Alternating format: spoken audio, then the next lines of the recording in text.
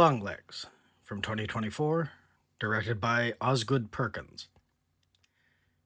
Rookie FBI Special Agent Lee Harker, Micah Monroe, is left reeling from a close encounter with a perp that resulted in tragedy and ends up on a task force led by Agent Carter, Blair Underwood, that is investigating a unique serial killer called Longlegs, Nicolas Cage. Longlegs specializes in the killing of entire families, but all of the cases appear to be murder-suicide. The father slaughters the family, then himself, with nary a hint of Longlegs' involvement, save cryptic letters written in code found in all the houses. Forensically, Longlegs was never there, so how did he perpetrate the murders?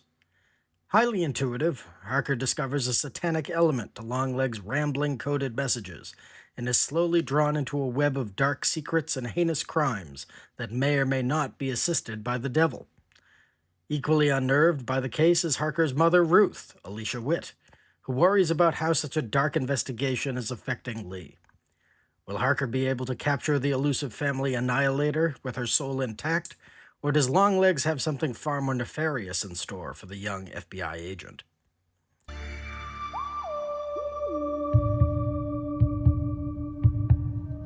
Longlegs appears to be, on the surface, an homage to Jonathan Demme's The Silence of the Lambs, while with a young female FBI agent tasked with confronting some uncomfortable family trauma/serial killer in pursuit of an entirely different serial killer.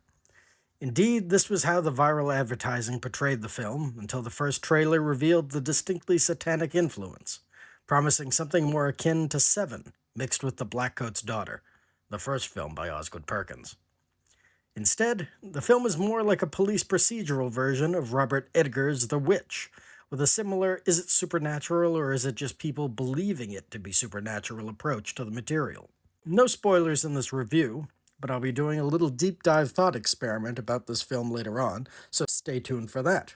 Anyway, the film itself is remorseless, taut, and dark like a lake on a moonless night. There's a sense of doomed fatalism that echoes The Blackcoat's Daughter or The Shining, wrapped up in a bleak, almost monochrome shell. The performances are excellent and unhinged, from Cage's manic insanity that's so out there it becomes disturbing, to Monroe's sedated introspection, and finally to Witt's weary disconnection that just exudes off uncanniness. There's definitely a mystery element to the plot that I won't spoil, but it kept me guessing for about 70% of its runtime, and aghast at the last 30. This is a dark film that, like Perkins' other films, ends on his terms and does not care about audience comfort.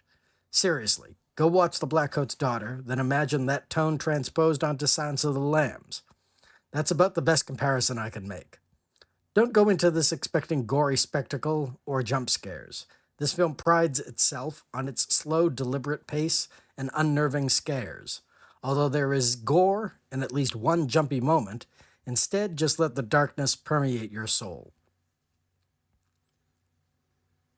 Available video on demand, on Blu-ray, and Ultra HD. This was a startlingly original film by one of the most interesting horror directors working today, with a great cast that continued to surprise as the film went on and a bleak worldview. The ending of the film might be divisive to some who were expecting one thing over another, but I found Perkins' ballsy conviction refreshing. If you're looking for a satanically tinged version of Seven, then this is probably for you. If you can't stand long takes and Nicolas Cage giving perhaps his most bizarre performance ever, then you should probably skip this. Also, if ambiguous endings give you hives, you should probably avoid Longlegs.